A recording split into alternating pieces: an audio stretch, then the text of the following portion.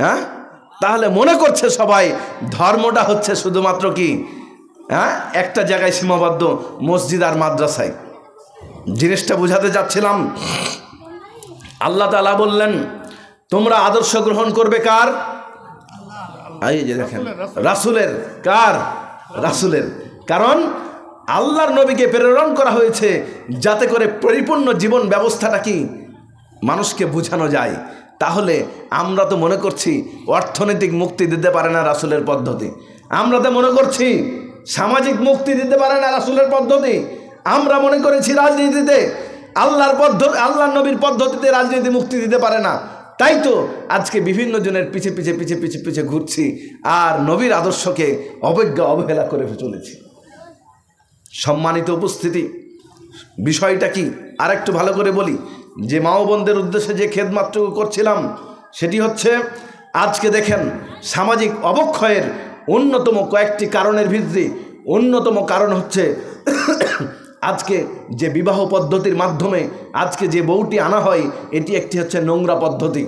মানে আপনি বিবাহ করতে যাবেন, দেখেন ছেলেকে বিবাহ করতে পাঠায়, বউ দেখতে গেল, বউ দেখতে যাওয়ার সময় আপনারা মনে হয় গোরাবা আহলে দেশের লোক, এদিকে ওরকম হয় না। হয় বিবাহ দেখতে যাওয়ার সময় ছেলেকে পাঠাচ্ছে, ছেলে যাচ্ছে ছেলের একজন বন্ধুকে নিয়ে, তারপর ছেলে যা গেল বলছে, ছেলের মা বলছে তুই যাচ্ছিস বেটা, তো তোর দুলাভাই কি পাপ করলো, দুলাভাইকে একটু সাথে নিয়ে যা। বুঝতে পারেন নাই? গেল কয়জন? ছেলের বন্ধু, ছেলে আর কে? দুলাভাই। যে বাপ মুরব্বী, ছেলে তো উচ্চ শিক্ষিত, অনেক বড় কর্পোরেট জব করে, বিসিএস ক্যাডার, সে বলছে বাপকে নিয়ে গেল। বাপ গিয়ে বলছে মা তুমি কি সালাত আদায় করো, দোয়া মাসুরা জানো, সূরা ইখলাস বলতে পারো? তখন ছেলে বন্ধুকে বলছে দেখছিস দেখছিস এই জন্য আমার অনেক কয়টা বিয়ে ভেঙে গেছে। এই যুগেও কি বলে সূরা ইখলাস পড়তে জানো? এটা চলে? এই ব্যাকডেটেড বাপকে নিয়ে, মূর্খ বাপকে নিয়ে পারলাম না। বুঝতে পেরেছেন? হ্যাঁ, ওই শিক্ষাকে কবর দিতে হবে। কোন শিক্ষাকে? যে শিক্ষা জিজ্ঞাসা করতে দেয় না বিয়ের তো প্রথম সম্পর্কের স্থাপনই হবে তুমি সালাত আদায় করো না করো না।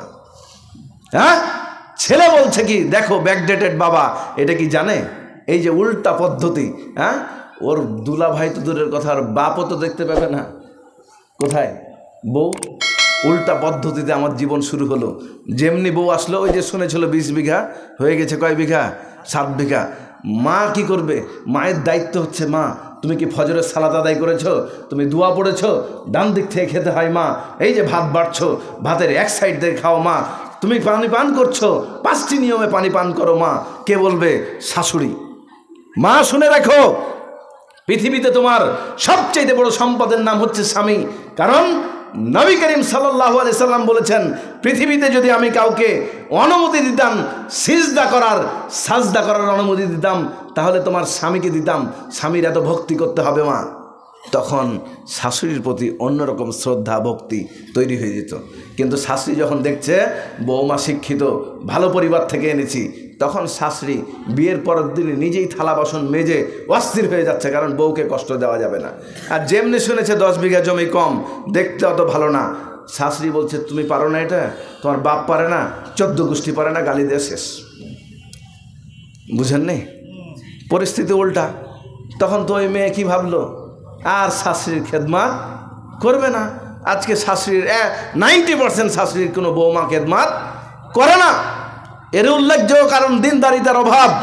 আল্লাহর নবী বলছেন কুল্লু মাতা আদ দুনিয়া, পৃথিবীর সব কিছু সম্পদ। এই জায়গার জমির দাম কত?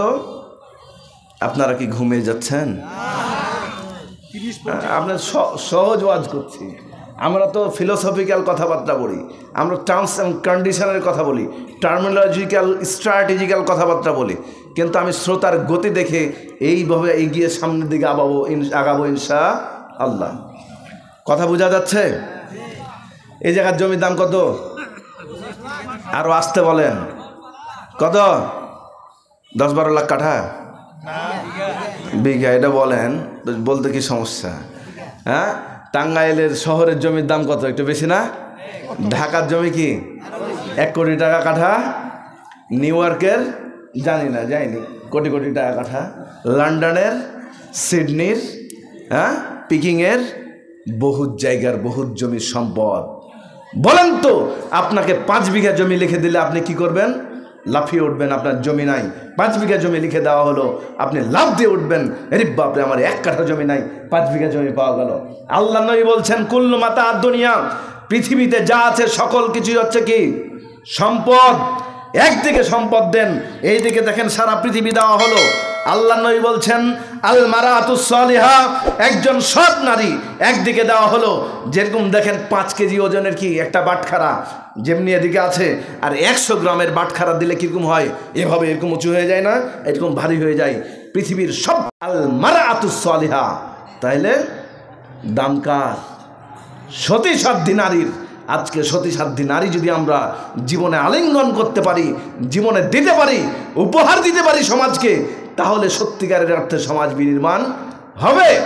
নেপোলিয়ানকে সবাই, যেহেতু নিজে পরাজিত একজন সৈনিক, সেন্ট হেলেনা দ্বীপে মরতে হয়েছিল নেপোলিয়ানকে, কিন্তু নেপোলিয়নের একটা কথা মরে যায়নি, if you give an educated mother I shall provide an educated nation.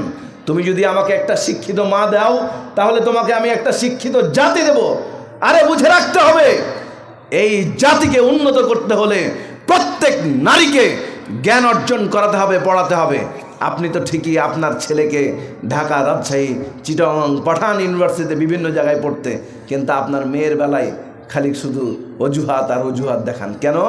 মেয়ে মানুষ হয়তো পড়ায় লাভ কি? আর বিয়ে দিতে পারলে জানটা বাঁচে। ঠিক না বে? ঠিক, হ্যাঁ? তাহলে প্রত্যেক নারীকে জ্ঞান অর্জন করতে হবে, পুরুষকেও জ্ঞান অর্জন করতে হবে। কে বলছেন? আল্লাহর নবী।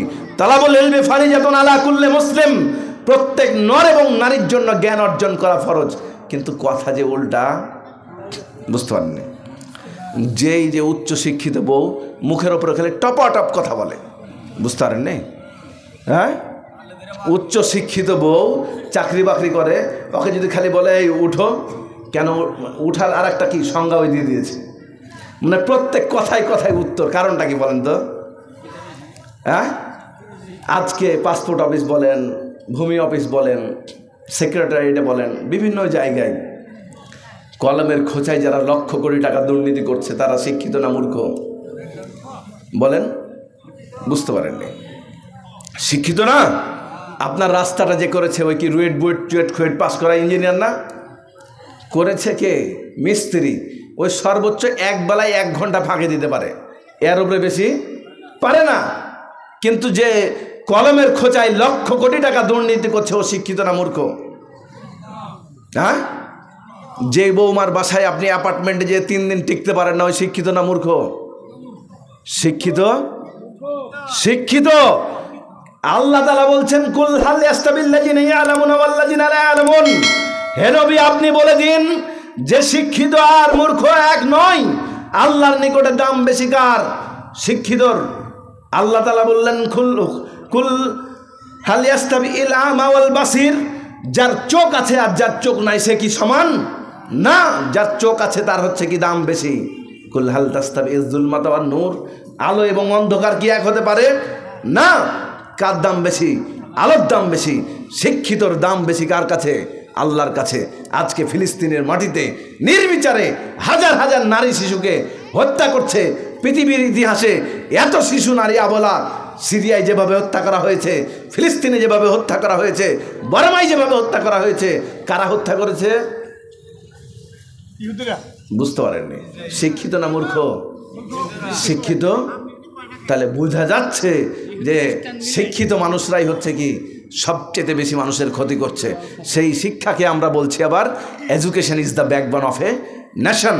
It's a totally fake theory, মিথ্যা কথা। যেই শিক্ষায় কোরআন নেই, যে শিক্ষায় হাদিস নেই, সে শিক্ষা সত্যিকারের অর্থে শিক্ষা হতে পারে না। এই জন্য তো আল্লাহর নবী বললেন, লান তাজিল্লু মা তামাসসাকতুম বিহিমা কিতাব আল্লাহ ওয়া সুন্নাতি নাবিহি। এই শুনে রেখো, 2টা জিনিস আঁকড়ে ধরে রাখবে, তাহলে কখনো পথভ্রষ্ট হবে না। এক, কার কিতাব? আল্লাহর কালাম। আর একটা হচ্ছে কি নবীর সুন্নাহ। আপনার হুজুর আমার হুজুর আবার বানিয়েছে না, এটাতে কি মিটবে না। কয়টা বানাতে হবে? বলেন বলেন, ইসলামী শরীয়তের কয়টা উৎস? ইসলামী শরীয়তের কয়টা উৎস? 4টা। কোরআন, হাদিস, আর কি ইজমা, আর একটা কি পারেন না বলতে? কিয়াস। কে বানালো? মাযহাবি হুজুর। মাযহাব টিকাতে বুঝতে পারেন নাই? আল্লাহ নবী 1450 বছর আগে বললেন লান তাজিল্লু মা তামাসসাকতুম বিহিমা, আর আমার দেশের হুজুর বানালো না, হবে না, 4টা মানতে হবে। বুঝতে পারেন নাই? ইজতিহাদ সারা জীবন উন্মুক্ত, ইজতিহাদ সারা জীবন উন্মুক্ত, আসলাফদের ইজতিহাদ সারা জীবন উন্মুক্ত, কিন্তু এই 4টি মূলনীতি কখনো আমাদের সলিউশন দিতে পারে না। সম্মানিত উপস্থিতি, যে বিষয়ে আপনাদের সামনে আলোকপাত করতে চাই, সত্যিকারের অর্থে আমরা কারা এটা আমরা আসলে বুঝতে পারিনি। কারণ আমার বাপ সিয়াম পালন করতো, তাই আমি সিয়াম পালন করি। আমার বাপের টাকা ছিল তাই হজ করেছে, আমিও তাই হজ করেছি। হ্যাঁ, মাঝে মধ্যে এরকম ওয়াজ মাহফিল হলে কিছু টাকা পয়সা দিয়ে আমি পোস্টারে নাম টামা আসে, এটাও হচ্ছে কি আমার একটা ফ্যামিলি ট্র্যাডিশন, এটা এরকম একটা ব্যাপার হয়ে গেছে। কিন্তু কি তাই? হ্যাঁ, এই সম্পর্কে আল্লাহ নবী বলছেন মামিন মাউলিদিন ইল্লা ইউলাদু আলাল ফিতরা, প্রত্যেক মানুষই একটা ফিতরাতের ওপর জন্মগ্রহণ করে। মানে পৃথিবীর যত শিশু আছে 850 কোটি মানুষের ভিতরে যত শিশু আছে সব শিশু হচ্ছে মুসলিম।